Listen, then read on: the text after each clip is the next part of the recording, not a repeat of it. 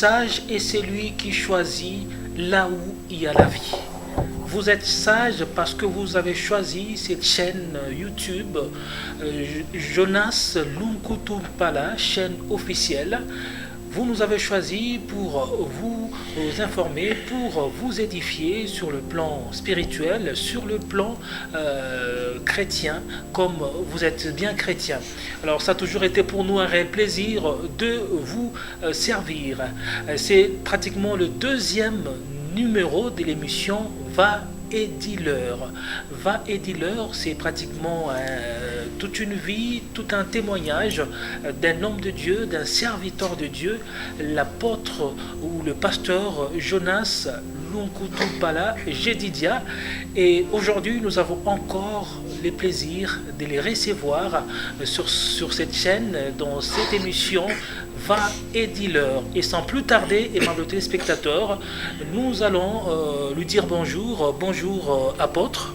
Bonjour, mon frère. C'est pour nous un réel plaisir, une fois de plus, de vous recevoir dans cette émission. Merci, le plaisir est partagé. Alors, c'est depuis la fois dernière qu'on a amorcé le témoignage. Le témoignage qui retrace pratiquement votre passé.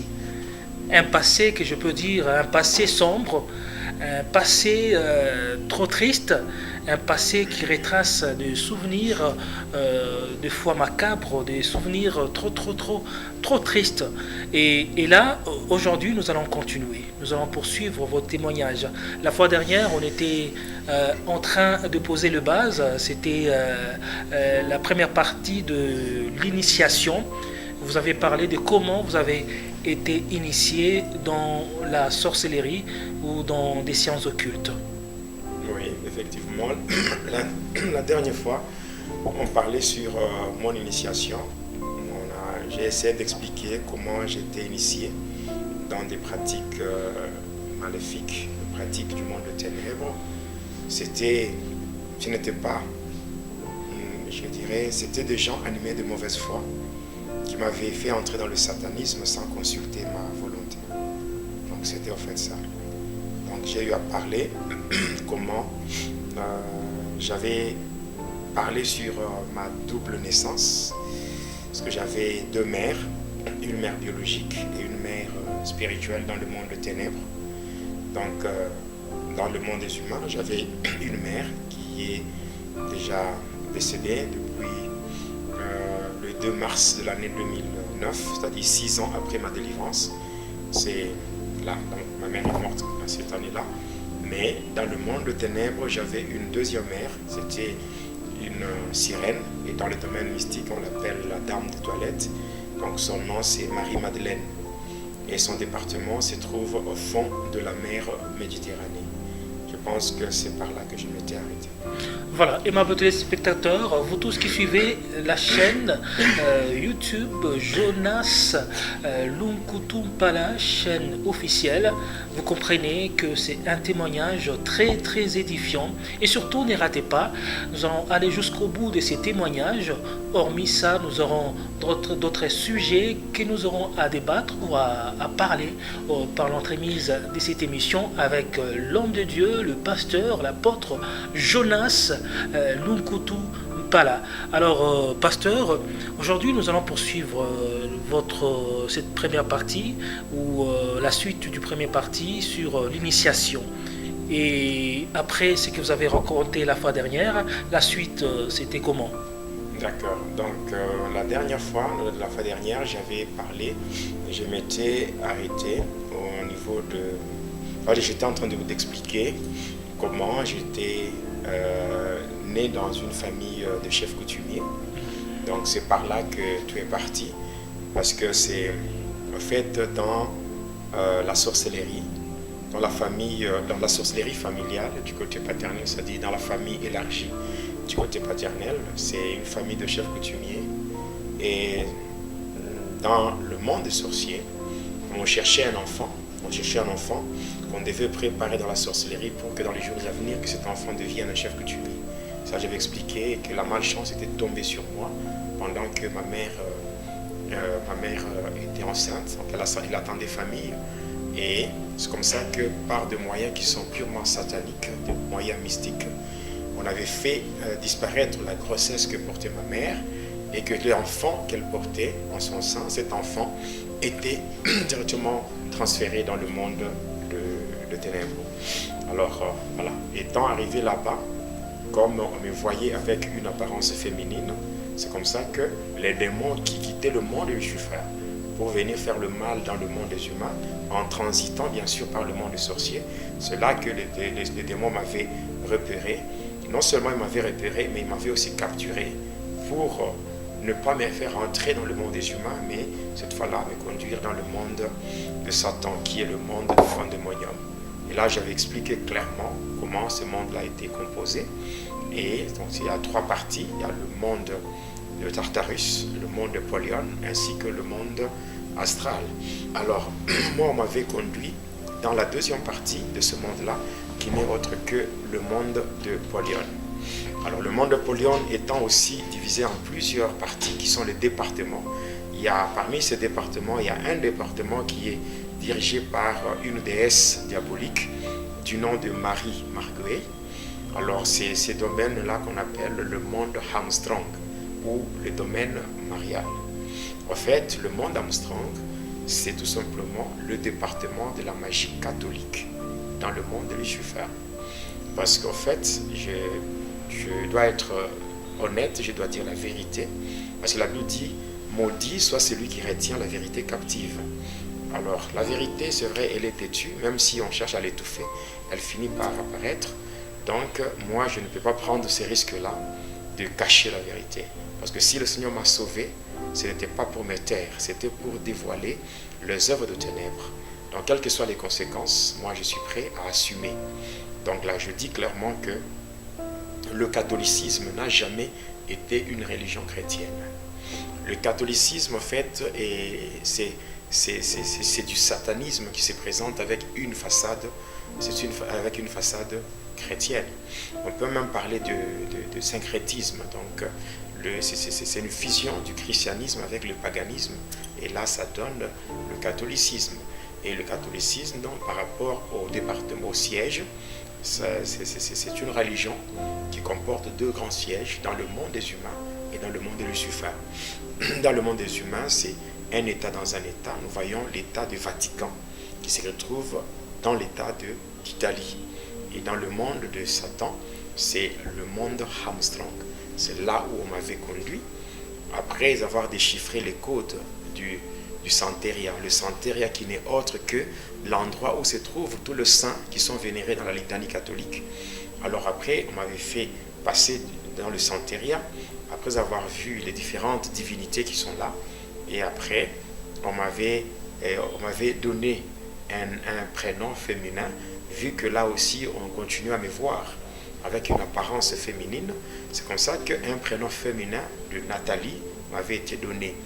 Et après cela, on m'avait mis à la disposition d'une mère qui devait me faire grandir, c'est-à-dire une sirène.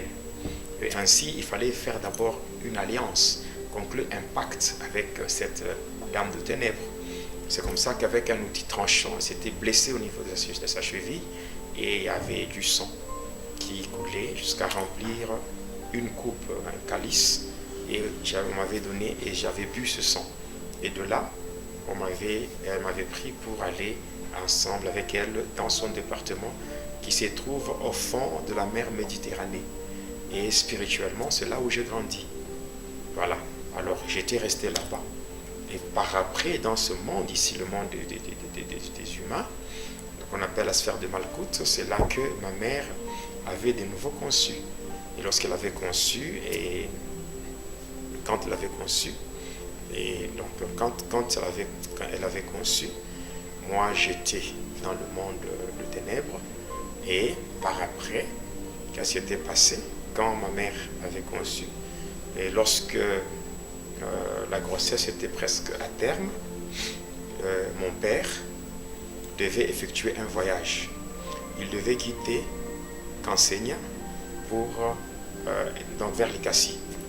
Alors, par rapport à cela, avant son départ, il avait dit à ma mère que selon lui, l'enfant qui devait naître serait une fille. Bon, il serait une fille, c'est ce qu'il lui avait dit. Il avait dit que l'enfant qui devait naître serait une fille. Et par conséquent, le nom qu'on devait donner à cet enfant-là, c'était le nom de Nathalie.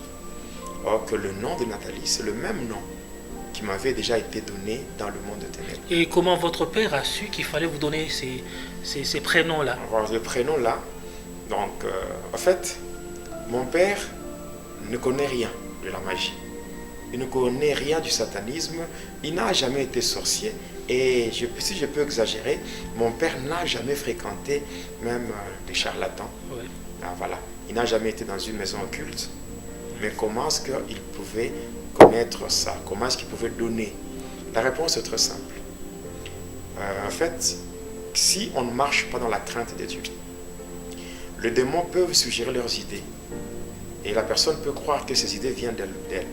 Mais cependant, ce sont les démons qui ont suggéré ça. Ah, okay. C'est ainsi qu'un bon chrétien doit attacher une importance particulière au casque du salut, afin de garder toutes ses pensées captives à l'obéissance de Christ. Parce que si on ne craint pas Dieu, automatiquement c'est facile que les démons commencent aussi à injecter leurs On peut dire que ces noms-là ont été injectés ou inspirés. Oui, ce n'était pas, ça ne venait pas de lui. Et lui, il a été utilisé ici. Lui ne savait rien. Le prénom-là de Nathalie lui est venu comme ça. Oui, lui ne savait rien. Il a donné le prénom sans savoir d'où ça venait. Ouais. Voilà, d'où ça venait, il a donné ce prénom. Et c'est comme ça qu'il avait effectué son déplacement du Cansaigne vers l'Icassie. Et maintenant, pendant son absence, ma mère avait donné naissance à un enfant. Mais curieusement, l'enfant qui était né n'était pas une fille, c'était un garçon. Mais, alors le prénom de Nathalie était tombé parce qu'on ne pouvait pas donner à un garçon le prénom de Nathalie. Mais curieusement, l'enfant était né dans des conditions un peu spéciales parce qu'il était né enroulé dans des cordons. Et les enfants qui naissent de cette façon-là, on leur donne aussi un nom particulier, le nom de Mujinga. Mujinga, oui. Mujinga, en fait, c'est un nom diabolique, c'est un nom démoniaque. Mujinga signifie quelqu'un qui est lié. Il n'y a pas seulement le nom de Mujinga, il y a aussi les noms tels que Chanda, Galula, Mwadi, Mukalaï, Mukendi, Mashimabi et tout ça.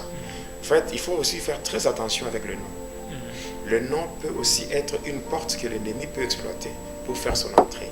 Or, quand l'ennemi fait son entrée dans la vie d'une personne, ce n'est pas pour lui faire du bien, c'est pour détruire la personne. Comme il est dit dans Jean 10, que le voleur ne vient que pour égorger, dérober et détruire. Voilà, donc le nom peut aussi être une porte d'entrée. Parce que quand on porte le nom, premièrement, c'est pour vivre la signification du nom. Des deux, c'est pour vivre la vie qu'avait la personne qui portait ce nom avant vous. Et troisièmement, c'est pour vivre une vie en fonction de ce qu'on appelle le signe de naissance. Donc, il faut faire vraiment très attention avec le nom. Il y a beaucoup de chrétiens, beaucoup d'enfants de Dieu qui souffrent aujourd'hui, tout simplement à cause de leur nom. Donc, il faut prier pour que le Seigneur arrive à opérer une délivrance à travers le nom, ou bien que le nom soit vraiment sanctifié. Et là, vous donnez raison à ceux-là, après avoir accepté les Seigneurs, ils changent directement de prénom. Bon, changer de prénom, si cela se fait par l'orientation du Seigneur, on ne peut pas s'opposer à cela. Mais si c'est juste un plaisir humain où quelqu'un se dit non, je change de nom, bon, moi je ne trouve pas que cela soit nécessaire. Moi je pense que le vrai changement qui doit se faire dans la vie d'une personne, c'est le changement de sa nature, la nature de la personne, le comportement, le caractère, pour que la vie de la personne soit le reflet de la gloire de Dieu sur la terre. Moi je pense que c'est ce qui est beaucoup plus important par rapport au changement des noms. Alors c'est comme ça que ma mère était sortie de l'hôpital avec l'enfant. L'enfant, on l'appelait Mujinga. Mujinga, comme ça qu'on l'appelait. Alors, des retours de son voyage, mon père va trouver ma mère avec l'enfant, mais l'enfant n'avait pas de prénom. C'est ainsi qu'un jour, mon père s'était rendu au cinéma. Et là, il avait vu un film. Et dans ce film-là, il y avait un grand bandit qui tuait les gens sérieusement. Et ce bandit portait le nom de Jules Barnabé. Alors, à la fin du film, de retour à la maison, mon père va trouver l'enfant pour dire, maintenant, comme cet enfant n'a pas de prénom, désormais, son prénom c'est Jules Barnabé, le nom du bandit qu'il avait vu dans le film. Là, j'ai toujours dit aux parents de ne pas donner aux enfants des sobriquets. Des noms. Il faut vraiment donner aux enfants des noms qui reflètent la gloire de Dieu. Ouais. Parce que, en fait, les enfants, c'est une bénédiction. Parce que Dieu lui-même a dit, je bénirai le fruit de vos entrailles. Alors, dès que vous avez cette bénédiction venant de Dieu, il faut vraiment faire très attention pour ne pas tomber dans le piège du diable. L'enfant est fragile. Donc, dès que vous donnez n'importe quoi comme nom, et vous pouvez donner au diable l'accès à la vie de l'enfant, et ça ne sera pas pour le bien de l'enfant. Donc, l'enfant risque d'être torturé, tourmenté toute sa vie à cause des erreurs commises par le parent.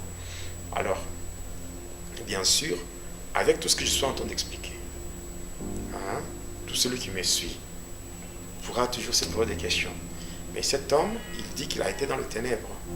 Mais comment est-ce qu'il a su tout ce qui s'est passé chez ses parents? Oui. Donc je pense que cette question, même vous... La fois dernière, la fois passée, je vous l'avais posée. Oui. Comment est-ce que je pouvais savoir, moi qui étais dans le ténèbre, comment est-ce que je pouvais savoir tous les événements qui s'est passé dans ma famille, tout ce qui s'est passé, comment est-ce que je pouvais savoir cela? Ici, la question, en fait, cette question a une réponse qui est facile pour quelqu'un qui a vécu dans le ténèbre, mais difficile pour quelqu'un qui a vécu seulement dans le monde des humains. La réponse est celle-ci. Le diable, Satan, Lucifer, il utilise deux codes pour contrôler le monde. Il a juste deux codes. Le premier code, c'est ce qu'on appelle le contrôle de l'univers.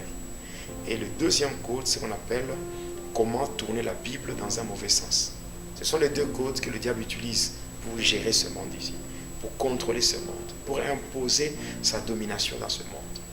Donc si nous commençons avec le code qu'on appelle comment tourner la Bible dans un mauvais sens. Tourner la Bible dans un mauvais sens, c'est tout simplement remplacer l'évangile du salut par l'évangile de la bénédiction. Ça, beaucoup de gens, même beaucoup des pasteurs qui ne servent pas Dieu, qu'on peut même appeler des bouches maladroites.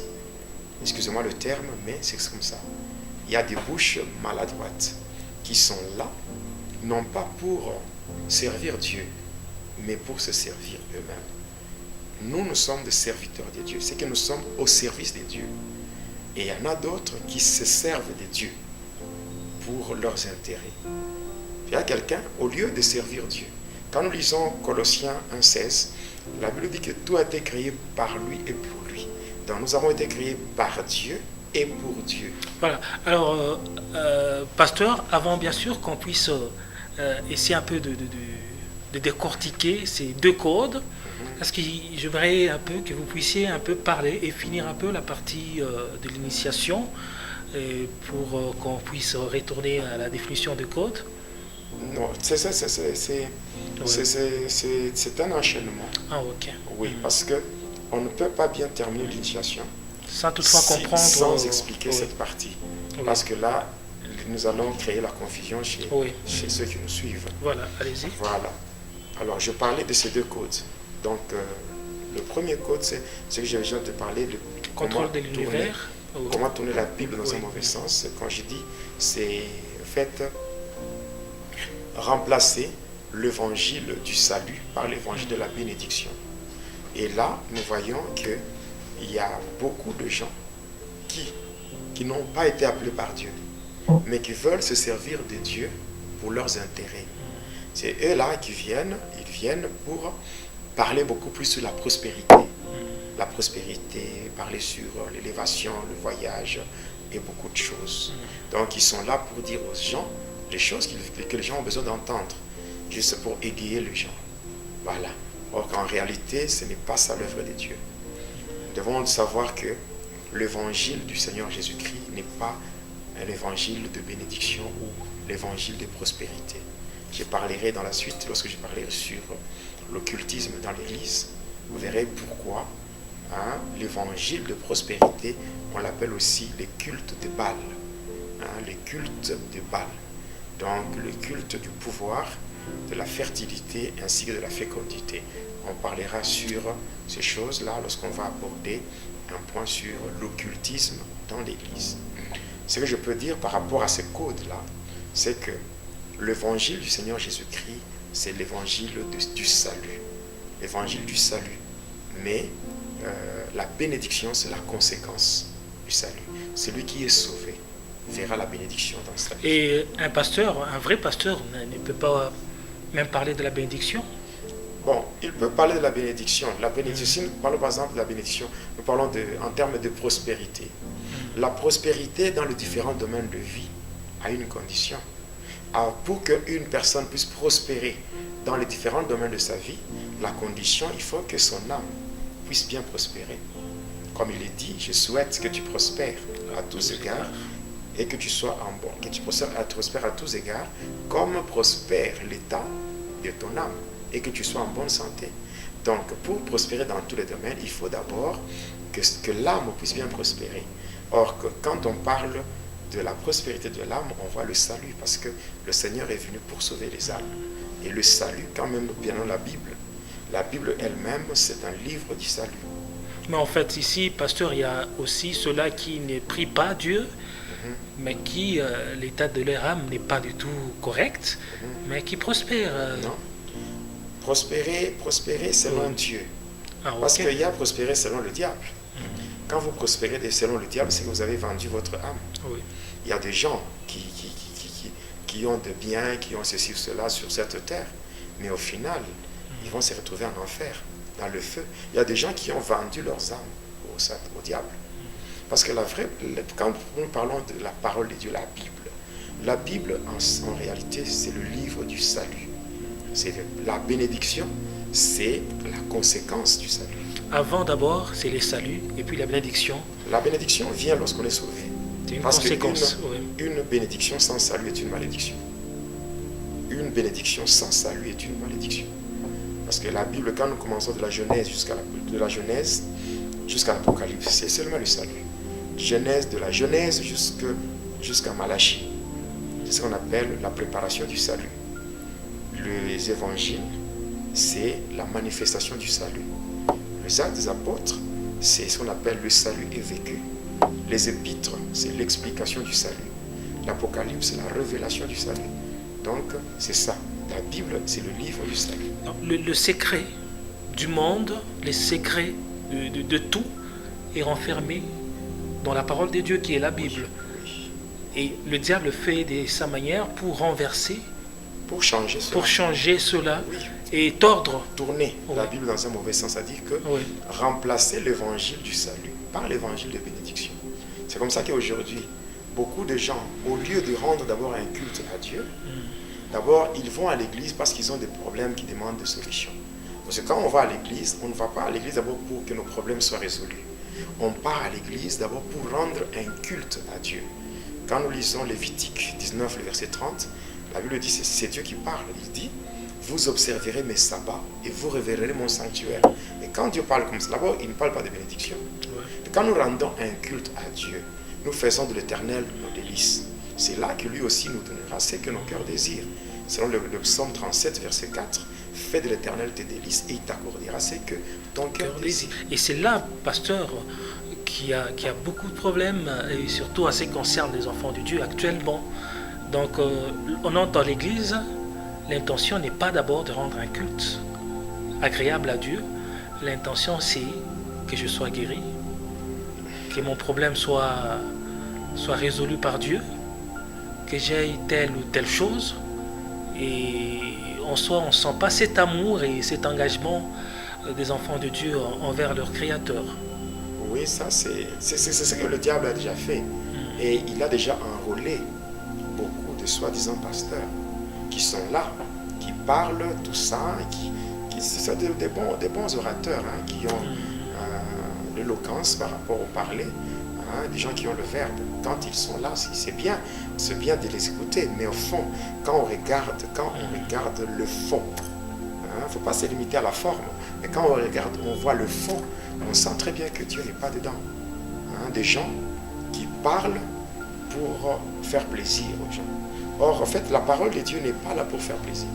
La parole de Dieu est là pour corriger, pour remettre les gens, donc les brebis égarés sur le droit chemin. C'est ça. Et d'ailleurs, il n'y a pas une joie au ciel, parce que lorsqu'une personne construit une maison, mais il y a une joie au ciel lorsqu'une personne, donc un pécheur s'est converti. Donc pour dire encore, la finalité de la vie chrétienne, ce n'est pas avoir tout ce que les gens cherchent par rapport à la vie terrestre, mais la finalité de la vie chrétienne, c'est hériter le royaume des cieux. Voilà, donc ce n'est pas mauvais d'être béni, parce que Dieu bénit. Il est le Dieu de bénédiction. Il a dit, je redonnerai à la bénédiction de vous suivre. Oui, quand nous prenons Deutéronome 28, nous voyons vraiment une litanie de bénédictions de la part de Dieu. Et on commence par dire, si vous mettez en pratique les ordonnances que je vous prescris en ce jour, l'Éternel, votre Dieu, il vous donnera la supériorité sur toutes les nations de la terre. Et après ça, il y a les bénédictions qui suivent. Ces bénédictions-là commencent par une condition. Et cette condition-là, c'est d'abord mettre en pratique ce que Dieu demande. Donc Dieu, quand nous mettons en pratique ce que Dieu nous demande, c'est que nous sommes sauvés. Je pense que le salut dépasse tout ce que l'on peut chercher. Si on est sauvé, c'est qu'on a tout. Et Dieu lui-même, voyant que nous sommes sauvés, pour nous aider à garder notre salut, Dieu va pourvoir nos besoins pour que nous ne puissions pas, à cause du manquement, nous puissions nous retrouver entre les mains de Satan. Donc c'est vraiment très important. Alors ça, c'était le premier code. Maintenant, le deuxième code, c'est ce qu'on appelle le contrôle de l'univers. Par rapport au contrôle de l'univers, c'est que le diable Satan a déjà placé dans l'univers des satellites mystiques. Et ces satellites-là ont comme mission de capter les images de tout ce qui s'est fait dans ce monde. Tout ce qui s'est fait dans ce monde, c'est filmé à partir de là. Les satellites ramènent les images vers le radar mystique. Le radar, à leur tour, ramène les images vers les écrans XS. Ce sont des écrans géants qui sont placés dans le monde des ténèbres. Pourquoi placer toutes ces choses-là? Parce que le diable Satan n'est pas omniprésent. Il ne peut pas être partout et au même moment. Alors, vu qu'il n'est pas omniprésent, il est obligé, pour faire son contrôle, il est obligé de placer tous ces éléments-là. C'est ça la différence avec notre Seigneur, le Seigneur Jésus-Christ. C'est que le Seigneur, lui, n'a pas besoin, il n'a ni besoin de satellites, ni besoin de radars, ni besoin de mais en fait, ces radars-là que le diable a déjà placés, c'est invisible. C'est pas comme invisible, c'est pas comme quand on est initié dans le pratique satanique qu'on peut connaître toutes ces choses-là. Et maintenant, à partir de là, ces radars-là, ils renvoient les images vers les écrans XS dans le monde de ténèbres, dans le monde de Satan. Ça renvoie les images là-bas. Et maintenant, quand on est là, dans le monde de ténèbres, à partir de ces écrans-là, on peut facilement voir tout ce qui se passe dans ce monde ici. Et même certains faux prophètes, ils peuvent se connecter aussi là-bas et connaître certains événements. Ils peuvent, passant par certaines formules mystiques, ils peuvent se connecter là-bas et commencer à vous parler avec précision. Je ne dis pas que tous les prophètes sont des faux. Même la Bible dit, ne méprisez pas les prophéties, mais examinez toutes choses et retenez ce qui est bon. Mais en fait, en réalité, et selon ce que nous voyons, et qu'il y a certes beaucoup de prophètes que Dieu a suscités, et il y a aussi beaucoup de faux que le diable... Oui, les fausses. Bon, en fait, si on doit vraiment être direct, ce que je peux dire, c'est que ce sont les faux qui sont en grand nombre.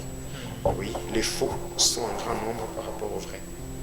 Donc maintenant, à partir de ces écrans-là, c'est là quand le diable, à partir de ce deuxième code, le contrôle de l'univers, à partir de ce deuxième code, c'est facile pour le diable de connaître d'abord les vrais chrétiens et les faux. Parce qu'être chrétien, ce n'est pas aller à l'église. Être chrétien, ce n'est pas commencer à crier à gauche, à droite que je suis chrétien, non. Être chrétien, déjà, il y a des signes. À partir du monde de ténèbres, on peut identifier un vrai et un faux chrétien. Non seulement ça, à partir de ce monde-là, on pouvait facilement connaître les signes qui annoncent le retour de Jésus. Oui, parce que le diable... Comment ça? Oui. Quand vous prenez l'évangile de Matthieu, Matthieu 24, vous allez voir, le Seigneur a parlé sur le signe, les signes qui vont précéder son avènement. Il a parlé de signes. Alors à partir de là, qu'est-ce qui s'est fait? Le diable nous disait dans le monde de ténèbres que le retour du roi de chrétien est vraiment imminent. Et c'est comme ça que le diable, ensemble dans le monde de ténèbres, il y avait un plan qu'on avait élaboré. on avait élaboré un plan d'action pour soumettre l'Église à un sommeil spirituel. Donc, comment faire que l'Église soit apostate. Donc, il y a un plan d'action qui comporte 7 points qui avait été élaboré à partir du monde de ténèbres. Là où on voit le problème de l'homosexualité, on voit donc l'influence des mondes des affaires, toutes ces choses-là. Donc, la rivalité au sein des églises et tout ça, ça a été planifié à partir du monde de ténèbres. Et ce sont des choses que nous voyons chaque jour. Et moi, quand je vois ça, je me dis, voilà, donc le diable, il a mis en exécution son plan. Alors, à partir de cela, nous, quand nous étions dans le monde de ténèbres, je pouvais, à partir de ces écrans-là, voir tout ce qui s'est passé dans ma famille. Et ainsi, avec précision, je peux dire, je peux tout expliquer. Voilà, mon père avait quitté pour aller avec l'Icassi, donc enseigner vers l'Icassi, que c'était passé, quand ma mère était restée, tout était contrôlé à partir du monde de ténèbres. En fait, ces radars sont en fait presque partout. Oui. Dans le monde, c'est-à-dire que dans l'univers, dans le monde entier, c'est-à-dire que tous les 5 continents sont contrôlés. Oui, et même la Bible dit que le monde entier est sous le contrôle du malin. Oui. Le monde entier est sous le contrôle du malin. Dans tout ce qui se passe, le diable est informé Il est informé de tout. Il est informé de tout. Alors pourquoi, chaque fois que les enfants de Dieu doivent faire quelque chose, ou ils ont des projets, ils ont tout. Ce qu'il faut faire, la stratégie, c'est chercher la couverture avec le sang de Jésus. Parce qu'il n'y a que le sang de Jésus qui rend invisible. Tout ce que vous faites, si cela est couvert par le sang de Jésus, là, vous devenez invisible, inébranlable. Toutes les flèches enflammées de l'ennemi et tout ce que l'ennemi cherchera à faire, ça sera sans effet. Mais en dehors du sang de Jésus, là, tout est vu. Donc, il n'y a rien qui échappe au contrôle de Satan dans ce monde.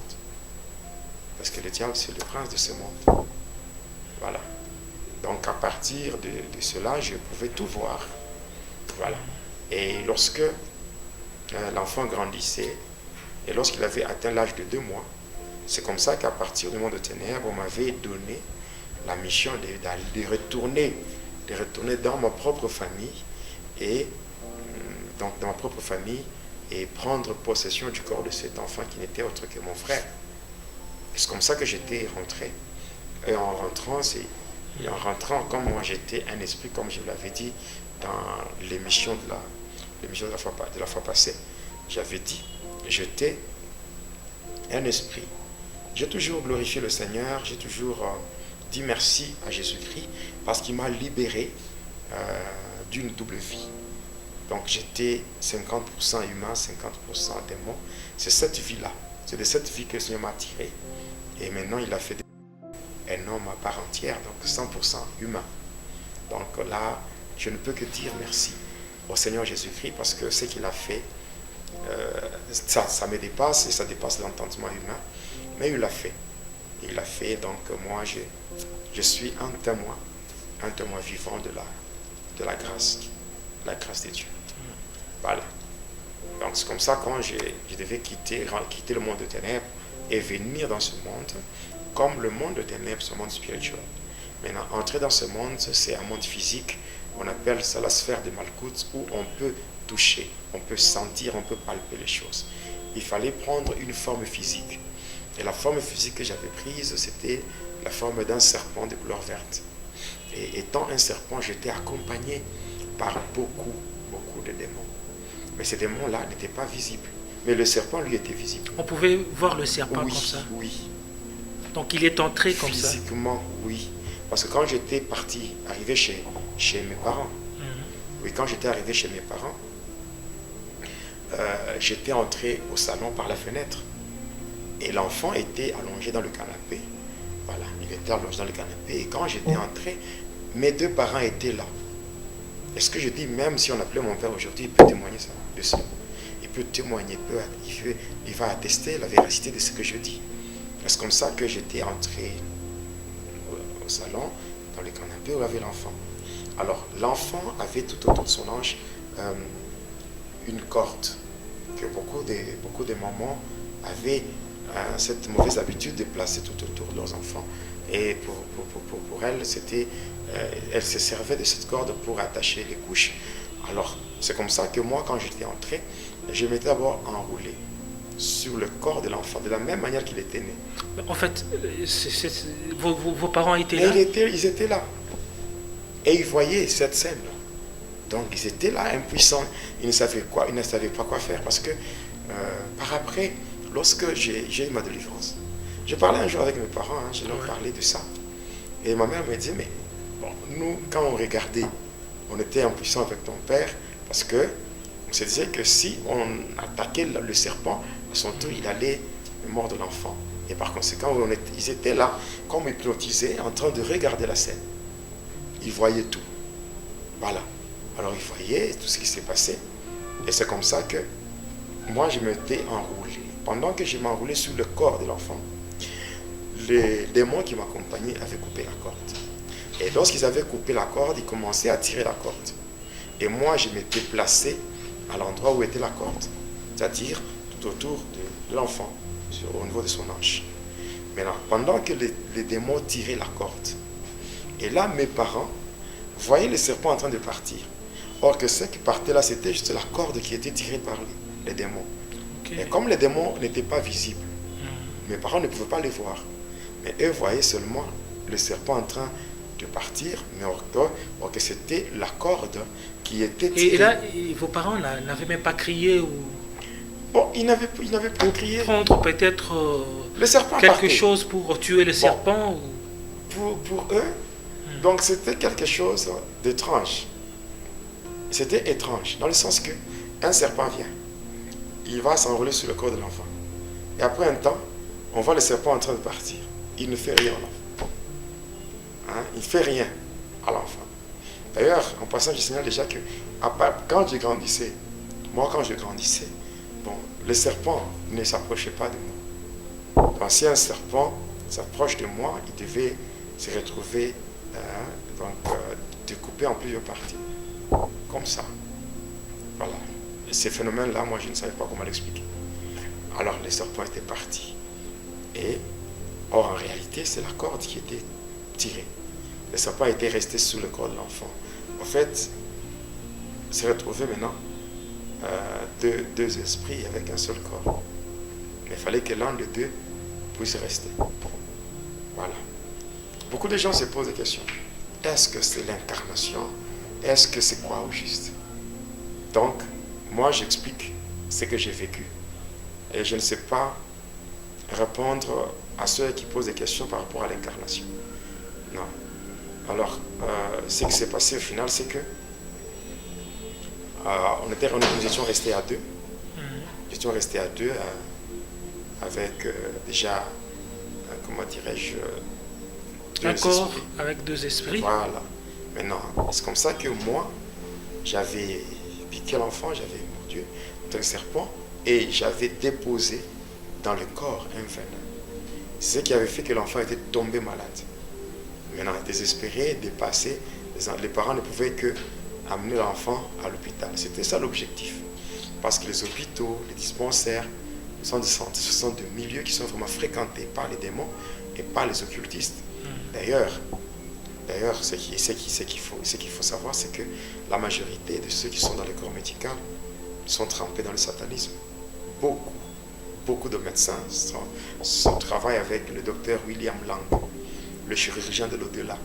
Beaucoup ont déjà fait des alliances avec les démons, même dans la chirurgie, même dans beaucoup de domaines, par rapport à la spécialisation. Il y a beaucoup de choses comme ça. C'est comme ça que quand on avait mené l'enfant à l'hôpital, ce que les chrétiens doivent savoir, c'est que le médecin de ce monde, tous ceux qui sont dans le corps médical, ils peuvent soigner le corps. Mais guérir, ça, ce n'est que Dieu. Voilà. C'est pourquoi, avant de partir à l'hôpital, quand il y a un cas de maladie, avant d'aller à l'hôpital, ce qu'il faut faire, c'est d'abord prier. Prier pour que Jéhovah Rapha, Jésus-Christ, l'éternel Dieu qui guérit, qu'il mette sa main dessus. Et là, tout ce qui se fera à l'hôpital, ça ne sera que des formalités. Voilà. Arrivé là-bas, directement, vu l'état de l'enfant, directement, on devait le faire entrer la salle de réanimation. Et arrivé maintenant dans la salle de réanimation, qu'est-ce qui s'était passé? À partir de la salle de réanimation, maintenant, on avait fait descendre dans la salle ce qu'on appelle la soutane d'emportement. La soutane d'emportement, ce sont les démons qui étaient venus avec, juste pour prendre l'enfant. Maintenant, il fallait que moi, je fasse mon entrée. Je devais faire mon entrée dans l'enfant. Et ça s'est passé à partir du produit qu'on devait injecter.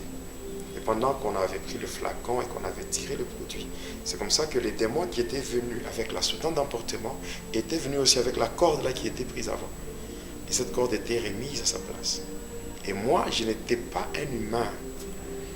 Il faut que je sois clair dans ce que je dis. Je n'étais pas un humain, j'étais un esprit démoniaque. Et c'est comme ça que je m'étais incarné dans le produit qu'on devait injecter à l'enfant. Et pendant qu'on injectait le produit, c'est de cette manière-là que j'étais entré dans le corps. Et là, l'enfant était mort. Et son esprit était sorti. Et le démon l'avait placé dans la soutane d'emportement, on est parti avec. Maintenant, c'était le matin vers 9h et l'enfant était mort. Et on avait vérifié tous les signes vitaux et on s'était rendu compte que l'enfant était parti. Et le décès était même confirmé. Et tout le monde pleurait. Il fallait maintenant prendre le corps et partir avec. Pendant qu'on était en train de traîner là-bas, jusqu'à 13h. Arrivé à 13h, tellement que les gens pleuraient. C'est là que moi, j'avais ouvert les yeux. Et en ouvrant les yeux, maintenant, les gens qui pleuraient, tout s'était arrêté là. C'était maintenant des cris de joie. Et on faisait des cris de joie pour dire que l'enfant était revenu à la vie et tout. Et le même jour, on avait quitté l'hôpital pour rentrer à la maison. Voilà. Maintenant, c'était un bébé qui avait 2 mois et qui dormait dans un berceau dans la chambre des parents. Mais ce bébé-là n'était pas un bébé. Et voilà, c'est comme ça que pendant la nuit, moi, je pouvais sortir. Je sortais déjà, on venait me chercher par le sorcier de la famille élargie côté paternel qui venait me chercher pour aller ensemble avec eux à la source du fleuve Congo. C'était là comme le QG, comme le quartier général, où on se réunissait pour faire beaucoup de choses. Voilà, ça c'est... Et votre frère, la suite, c'était quoi? C'était fini, il était mort. Il était parti, parce qu'on avait déjà pris pas dans le centre d'emportement. Le centre d'emportement, c'est pour prendre et amener dans le monde astral. Le monde de ténèbres, c'est fini. C'était comme ça. Et vous avez pris sa place, mais vous appartenez quand même au même père et même mère. Bon, c'est simple, parce que en fait, ce qui est vrai, c'est que les parents, les 2 enfants, ce n'étaient que les enfants des mêmes parents. Et c'était le diable qui avait joué sa carte, qui avait joué son jeu, et puis voilà. C'est pour cela, ma vie à moi, c'est un mystère. Un mystère dans le sens que même le diable n'a jamais compris qui je suis. Même les humains, ça dépasse leur entendement. Mais moi, je suis ce que je suis. Alors, et vous êtes né... Le Seigneur qui me connaît. À l'âge de 2 mois déjà, vous étiez, on peut dire, un esprit conscient déjà, ouais. Mais tout en étant dans un corps bébé. Oui, c'est ça. Et vous parvenez aussi à comprendre tout ce que vos parents faisaient déjà à l'âge de 2 ans, de 2 mois. Oui, parce que je vous ai dit même la fois passée, je vous avais même dit ça, je vous avais dit que vous pouvez avoir un enfant qui n'a que, physiquement, qui n'a que 2 ans. Mais si cet enfant est déjà initié à la sorcellerie, c'est que l'enfant là n'a pas 2 ans. Sur le plan spirituel, l'enfant n'a pas 2 ans. C'est pratiquement un adulte. Oui, un adulte, oui. Et comment ça s'est fait par la suite, l'initiation? Oui, déjà à partir de là, quand on venait me chercher pour m'amener de l'autre côté, c'est que ça se fait comme ce que tous les sorciers font. C'est-à-dire avant de quitter, avant de partir, on se concentre et là, on prend le 2e corps qui est le corps astral. Donc on sort, on laisse le corps physique. Donc c'est comme ça. Avant de partir, on commence d'abord par plonger tous ceux qui sont dans la maison, plonger tout le monde dans un profond sommeil. et après on sort. On sort, on part, et dès qu'on commence à rentrer, on arrive, dès qu'on atterrit, et on peut maintenant libérer tout cela qui était dans le sommeil. C'est comme ça s'est fait. Ouais. Et on partait pour faire beaucoup de choses. D'abord, quand j'étais parti là-bas, déjà, on m'avait déjà, quand j'étais arrivé, on m'avait donné d'abord les différentes leçons de la sorcellerie. Donc, c'est pour bien travailler dans la sorcellerie, il faut d'abord, non seulement, parce que l'initiation de la sorcellerie se fait par quelque chose qui entre en vous, et qui s'attache directement à votre esprit. Et vous devenez déjà esclave de la chose qui est entrée en vous. Mais au-delà de ça, il faut passer par certaines pratiques ou certains enseignements. La première leçon, c'est on doit vous apprendre la haine. Donc un sorcier qui n'a pas la haine n'existe pas. Donc on doit vous apprendre comment haïr. Donc on vous apprend la haine. Après l'esprit de vengeance, c'est-à-dire que vous devez apprendre à rendre le mal pour le mal. Même si quelqu'un parvenait à s'amender ou vous demander pardon par rapport à un forfait, vous n'avez pas le droit de pardonner. Et puis on doit vous apprendre le sadisme. Le sadisme, c'est-à-dire c'est le désir de faire souffrir les autres. Donc vous devez être dans la joie quand vous voyez les gens souffrir. C'est comme ça que quand vous voyez même, c'est une parenthèse, quand vous voyez par exemple dans un pays où les gens souffrent, mais ceux qui le gèrent sont à l'aise et se réjouissent de leur souffrance. Oui, ce sont des choses qui sont enseignées dans le ténèbre. Vous devez être sadique. Donc vous devez être animé par le désir de faire souffrir les autres. Oui. Donc quand les gens souffrent, ça fait du bien. Il faut seulement être un vrai chrétien pour comprendre ça. Que vraiment, je ne peux pas tolérer de me retrouver dans la joie en voyant les autres en train de souffrir. Ça, c'est seulement lorsqu'on est régénéré par le Saint-Esprit qu'on peut arriver à comprendre. Mais être un chrétien de non, parce que nous voyons ça dans les églises. Oui, c'est ainsi que dans la sorcellerie, il n'y a pas seulement la sorcellerie consciente, il y a aussi la sorcellerie inconsciente, où nous avons des gens qui ne se reconnaissent pas sorciers, mais qui sont malheureusement utilisés par les sorciers conscients. Qui utilisent ou qui pratiquent les principes de la sorcellerie. Oui. Il y a, par exemple, la leçon sur la destruction. Oui. Vous allez voir, il y a des gens, tout ce qu'ils touchent ne peut que s'abîmer. C'est déjà un signe qui montre que la personne est contrôlée dans le ténèbre. Donc après tout ça, on m'avait donné une corde que je devais mettre autour de mon hanche. Et à cette corde, on avait attaché 5 griffes de lion. Et tout ça, c'était toujours pour me donner le pouvoir. Et c'est comme ça que j'étais rentré, j'ai continué à vivre. Donc pendant la journée, j'étais normal, un enfant normal, un enfant innocent. Mais la nuit, c'était autre chose. Et là, c'est comme ça que ça se passe dans beaucoup de maisons. Donc moi, j'ai toujours dit, aujourd'hui, il y a des sorciers qui habitent avec le chrétien. Il est dans la maison, et puis la nuit, il part. Le lendemain, il revient. C'est quelque part, le chrétien doit aussi vérifier leur marche aussi, leur relation. Parce que pour qu'un sorcier, en réalité, en lisant 1 Corinthiens 6, 19, la Bible dit, ne savez-vous pas, là on s'adresse aux chrétiens, ne savez-vous pas que votre corps est le temple du Saint-Esprit. Or, pour qu'un sorcier parvienne à sortir et à aller dans le monde des ténèbres, il doit commencer par, il doit plonger les gens dans le sommeil. Comment est-ce qu'on peut endormir quelqu'un qui a le Saint-Esprit? Parce que le sorcier, tout ce qu'il fait là, pour arriver à endormir les gens, c'est avec les démons. Est-ce que les démons peuvent prendre les dessus sur le Saint-Esprit? C'est pour ça que tout ce que nous sommes en train d'expliquer, l'objectif n'est pas de faire la publicité de Satan. L'objectif, en fait, c'est de montrer aux enfants de Dieu ce qui se passe. Et je me dis, si dans la maison il y a un vrai chrétien, un sorcier ne peut pas sortir. Ne peut pas décoller. Donc il n'y a ni décollage, ni atterrissage. Oui. Donc c'est verrouillé. Oui. Parce qu'en fait, quand nous faisons un chrétien dans la maison, Donc si un sorcier est dans une maison et que dans cette maison il y a un vrai chrétien, le sorcier n'aura que deux options.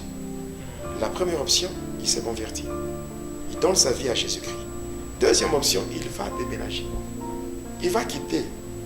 Il va quitter. S'il veut demeurer dans la sorcellerie, il doit quitter. Parce que il sera toujours pointé absent dans le monde des ténèbres. Parce que s'il ne sort pas, or le diable aussi ne tolère pas d'absence. Vous vous absentez, il y a des punitions terribles. Et un sorcier, même s'il est malade, il doit toujours aller. Même si pendant les jours vous le voyez avec une forte fièvre et tout. Mais la nuit, même s'il est sur le point de mourir, il doit aller. Pourquoi? Parce que pour aller là-bas, il va utiliser son deuxième corps. Qui n'est pas malade. Non, qui n'est pas malade. Parce que le sorcier aime beaucoup faire diversion. Il peut créer des histoires. Là, vous croyez qu'il va ceci, à ça. Vous avez même pitié, tout. Mais comment arriver à vivre? Parce que de nos jours, il y a les chrétiens qui n'arrivent pas à vivre avec des personnes, surtout si on leur dit que tel est sorcier. Et comment arriver à vivre avec eux, avec les sorciers? Bon, vivre avec le sorcier, moi je pense, ce qui est vrai. D'abord, il faut enlever la crainte, la peur. Il faut enlever la peur. Parce qu'avec le sorcier, dès qu'on a peur, c'est fini. C'est fini. Dès qu'on a peur, c'est fini. Parce que quand on a peur d'un sorcier, quand on a peur d'un sorcier, c'est facile. C'est facile, on est facile à détruire. Donc, avec tout ce que j'ai eu à apprendre dans le monde sorcier, moi, quand j'étais en train de grandir, je me rappelle, là c'était à Cansegna, là où on habitait. On habitait à Cansegna et arrivé à une période, quand j'étais à l'école primaire, il y avait souvent des spectacles de magie qui étaient organisés. Donc, des spectacles de magie qui étaient organisés dans les écoles catholiques. Et la première fois, c'était quoi? Quand j'étais à l'école primaire, qu'est-ce que j'avais vu? Pendant la récréation, j'avais vu un homme qui était venu me voir. Pendant qu'on était en train de jouer dans la cour de récréation, il était venu me voir et il m'avait demandé de l'accompagner. Et en fait, je l'avais accompagné à une rivière, la rivière Kadiva. Arrivé là-bas, nous étions avec lui, il m'avait demandé d'enlever totalement tout ce que je portais sur moi comme habit. Et après, il m'avait plongé dans l'eau totalement. Et par après, il m'avait fait sortir pour me dire en fin de compte que ce que je venais de subir, c'était un baptême. Il m'avait dit que c'était un baptême que je venais de subir et que passant par ce baptême, j'étais devenu quelqu'un d'autre. J'étais devenu une personne nouvelle. Bon, c'est curieux aujourd'hui, lorsque je vois moi qui étais dans les pratiques ténébreuses et que cet homme qui m'avait dit que le fait de me plonger dans l'eau et de me faire sortir, cela faisait de moi une nouvelle personne. Donc c'était le baptême que j'avais subi. Et à la fin, il m'avait dit que ce qu'il faisait pour moi, il y avait quelqu'un qui l'avait envoyé pour le faire, mais il ne voulait pas me donner le nom de cette personne. Et après avoir dit cela, je suis rentré. Mais aujourd'hui, je suis curieux de voir des gens qui se disent chrétiens, mais qui ne sont jamais passés dans les eaux de baptême. C'est vraiment très dangereux. Très dangereux pour les gens qui se disent chrétiens, mais qui ne sont pas baptisés. Parce que la manière dont le diable attaque le chrétien baptisé et le non baptisé, ça c'est différent. Ceux qui sont baptisés bénéficient d'une protection. Seulement par le baptême là. Donc il y a une puissance dans le baptême. Oui, il y a une protection. Mais quand on lit Galates 3,27, la Bible dit quoi? La Bible, vous qui avez été baptisés en Christ, vous avez revêtu Christ. Donc lorsqu'on est revêtu de Christ, spirituellement, lorsqu'on vous attaque, ce n'est pas vous qu'on verra. c'est Christ qu'on verra. Alors quand on voit Christ et que vous êtes en Christ, parce que quand vous êtes en Christ, c'est-à-dire que vous êtes revêtu de Christ. Alors quand on vous attaque, ce n'est pas vous qu'on verra, c'est directement Christ qu'on verra. Mais qui peut vaincre Christ? Personne. Comme Christ est invincible et que vous êtes en lui, automatiquement vous devenez aussi invincible. Voilà, c'est très important pour un chrétien de se faire baptiser. Celui qui sera baptisé, celui qui croira et qui sera baptisé sera sauvé. C'est très important le baptême chrétien. Ici, j'insiste sur le baptême. Le vrai baptême, ce n'est pas le baptême qu'on fait avec de l'eau versée sur la tête d'une personne. Le baptême par aspersion, non. Le baptême vrai, c'est celui qui se fait lorsque la personne est plongée dans plongée, donc dans les eaux profondes. Le baptême par immersion. Alors j'étais rentré à l'école et ce magicien-là était parti, cet homme-là, c'était un magicien. Parce qu'il était venu pour faire des spectacles de magie à l'école. C'est comme ça qu'il m'avait appelé pendant la récréation, nous étions partis avec lui. Et il m'avait dit que tout ce que lui faisait, il y avait quelqu'un qui l'avait envoyé pour le faire sur moi. Mais il ne voulait pas me donner le nom de la personne. Et il était parti. Alors, avant même son départ, il a fait des spectacles de magie pendant la récréation avec l'autorisation du directeur. Parce qu'à cette époque-là, vers ces années-là, il y avait beaucoup de spectacles de magie, oui, dans les écoles catholiques. Voilà. Et lorsque nous sommes en train de parler, de dire que le catholicisme n'est pas une religion du Seigneur, il y a des gens qui se posent mille questions, il y a des gens qui disent que non, le pasteur Jonas exagère et tout, c'est pas bien. Comment voulez-vous une école catholique, une école reconnue officiellement comme étant une école catholique, où on peut organiser des spectacles de magie, et on autorise, et même pendant la récréation, il y a des spectacles à l'école catholique, ou des spectacles de magie. Donc, à l'époque, là où nous étions à Cansegna, c'était à l'école, il y avait l'école primaire Kadiva, et l'école, il y avait aussi l'école secondaire, donc Kadiva toujours. Il y avait de grandes salles, parce que c'était, et la mission Cansegna, il y avait des blancs, à l'époque, là, il y avait des belles constructions. Il y avait aussi, il y a même maintenant l'internat et tout, beaucoup de choses. Alors il y avait des grandes salles, des salles de réunion, des salles de fêtes, et tout ça. Et c'est là qu'on allait pour assister à toutes ces choses-là, les spectacles de magie.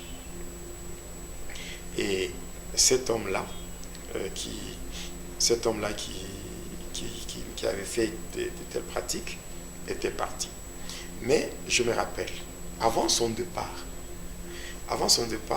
là d'abord, quand il m'avait baptisé, c'était à l'école primaire. Et avant son départ, quand il avait quitté l'école primaire, il avait encore organisé un autre spectacle à l'école secondaire. Et c'était dans la grande salle d'études. Voilà, la salle d'études. On avait déplacé les tables et tout, on avait eu juste des bancs. Et lui était là devant pour faire son spectacle. Alors maintenant, qu'est-ce qui s'était passé? Lorsque il avait commencé son spectacle, la salle était vraiment pleine. Il y avait beaucoup de gens, il y avait un monde fou là-bas. Donc beaucoup de gens qui étaient là. Alors il avait commencé son spectacle et il avait fait ses différents numéros. Arrivé à la fin, il devait faire maintenant son dernier numéro. Et à cet effet, il avait mis une table devant. Il avait fait venir un homme. Cet homme s'appelait Daniel. Alors quand cet homme Daniel était venu, il avait demandé de s'allonger sur la table. Après, il avait pris un tissu de couleur bleue. Il l'avait mis au-dessus. Après, il avait pris son couteau. Il avait poignardé ce monsieur au niveau du cou.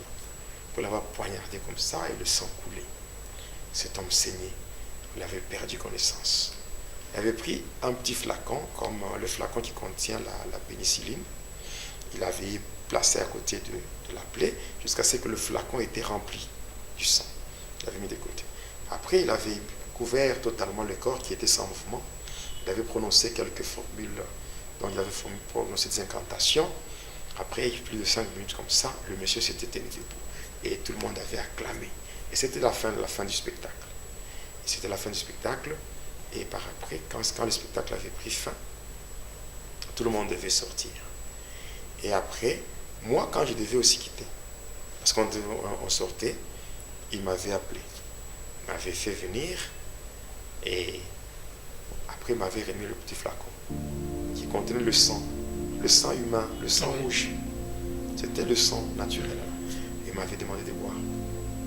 Et j'avais bu le sang, donc j'avais bu le contenu de ce flacon. Quand j'avais bu le sang, j'étais rentré chez moi. Et à partir de ce jour-là, j'étais devenu sadique. C'est-à-dire parce que j'avais bu le sang humain, j'étais devenu sadique. Donc j'étais animé par ce désir-là de faire du mal. Donc je sentais en moi, faire le mal, c'était vraiment quelque chose de normal. Je trouvais ça ordinaire. Et c'est comme ça que ces magiciens-là étaient partis. Bon, quand il m'avait fait boire ce sang, il était parti. Après quelques années encore, il y avait... Alors, pasteur, je pense qu'on est presque à la fin pour aujourd'hui. Et j'aimerais un peu que vous puissiez parler de quelque chose, parce que de nos jours, on sent que la plupart des enfants de Dieu n'arrivent pas à tenir devant les satanistes, devant les sorciers. Et que vous puissiez juste pour conclure, leur donner un message qui peut les aider à retrouver leur voie ou le droit chemin. Bon, ce que je peux dire en rapport avec les enfants de Dieu qui n'arrivent pas vraiment à se défendre ou qui n'arrivent pas à tenir tête devant les agents de ténèbres. La première des choses que je peux leur dire, leur demander, c'est d'abord de revoir leur relation avec le Seigneur. Parce que si on est en bon terme avec le Seigneur, c'est qu'on a la victoire sur n'importe quelle puissance. Il est dit dans Romains 8, le verset 31, il est dit, mais si Dieu est pour nous, qui sera contre nous? Et quand nous prenons Jérémie 1, 19, la Bible dit, ils te feront la guerre, mais ils ne te vaincront pas. Ils te feront la guerre. Dans ce texte-là, il y a deux éléments que je peux tirer. Le premier élément, c'est le combat. Et le deuxième élément, c'est la victoire. Parce que quand Dieu lui-même dit, ils te feront la guerre, c'est que Dieu lui-même sait que le combat est là. Donc c'est vrai, le combat est là. Mais quand le même Dieu dit, ils ne te vaincront pas, déjà ça annonce la victoire. Et c'est par là que je dirais le premier principe du combat spirituel. Le premier principe du combat spirituel, c'est que le combat est réel, mais la victoire, elle est certaine. Alors, un enfant de Dieu doit savoir que quand on est en train de se battre avec le diable, on ne se bat pas pour la victoire. On se bat dans la victoire. Parce que nous avons affaire, premièrement, à un ennemi qui est déjà vaincu. Parce que le diable est déjà vaincu. Des deux, nous avons affaire à un ennemi qui est déjà maudit. Oui, quelqu'un qui est maudit peut faire la terreur, mais cependant, il n'a aucun pouvoir. Devant un enfant de Dieu sérieux, le diable n'a aucun pouvoir. Et aussi, de la part du Seigneur, les enfants de Dieu que nous sommes, nous avons déjà reçu le pouvoir de marcher sur tout ce qui est de l'ennemi. Selon Luc 10, le Seigneur dit, je voyais Satan tomber du ciel comme un éclair, mais voici, je vous ai donné le pouvoir de marcher sur le serpent, le scorpion et sur toute la puissance de l'ennemi. Et sachez que rien ne peut vous nuire. Et aussi, il faut savoir que nous avons la capacité de résister. Quelle que soit l'ampleur du combat, quelles que soient les attaques qui viennent de l'ennemi, nous avons la capacité de résister. Il est dit, soumettez-vous donc à Dieu dans Jacques 4, 7. Résistez au diable et il fuira. Si le diable peut fuir, alors que dire de ses acolytes? Donc aujourd'hui, même si nous parlons de Satan, nous parlons des démons, nous parlons des sorciers, ce n'est pas pour leur donner, pour faire leur publicité. C'est juste pour dire aux enfants de Dieu que même si le diable existe, même si les démons existent, même si les sorciers existent, pour celui qui craint Dieu, celui qui craint Dieu ne peut jamais trembler devant les forces des ténèbres. Et il faut aussi savoir ceci. En tant qu'enfant de Dieu, il faut savoir qu'il n'existe jamais et il n'y aura jamais de chrétiens esclaves. Parce qu'aujourd'hui, on est en train de prêcher dans les églises. On est en train de faire croire aux enfants de Dieu on est en train de faire croire aux enfants de Dieu que tout ce qu'un enfant de Dieu peut vivre comme malheur, c'est le diable qui est auteur. Ça, c'est une erreur. Bon, que dire maintenant? Donc, c'est-à-dire qu'on doit d'abord laisser au diable le temps de nous imposer sa volonté. Pour que Dieu vienne agir. Non. Il y a certaines souffrances que nous pouvons endurer seulement parce que nous sommes chrétiens.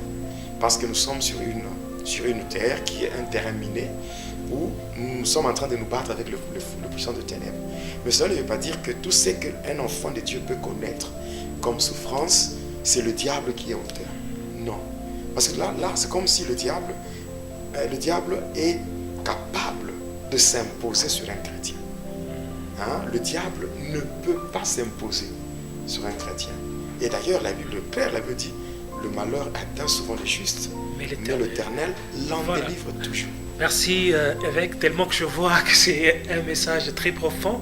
Et aimables téléspectateurs, vous qui nous avez suivis, vous qui avez suivi cette chaîne Jonas Lunkutumpala, chaîne officielle dans l'émission Va et dis-leur, nous vous disons merci du fait que vous nous avez suivis. Vous comprenez qu'il y a beaucoup de choses que l'apôtre Jonas doit dans cette émission, et pratiquement comme la fois dernière, il a aussi parlé, il est revenu sur les étapes de son initiation dans les sciences occultes, dans le monde du diable.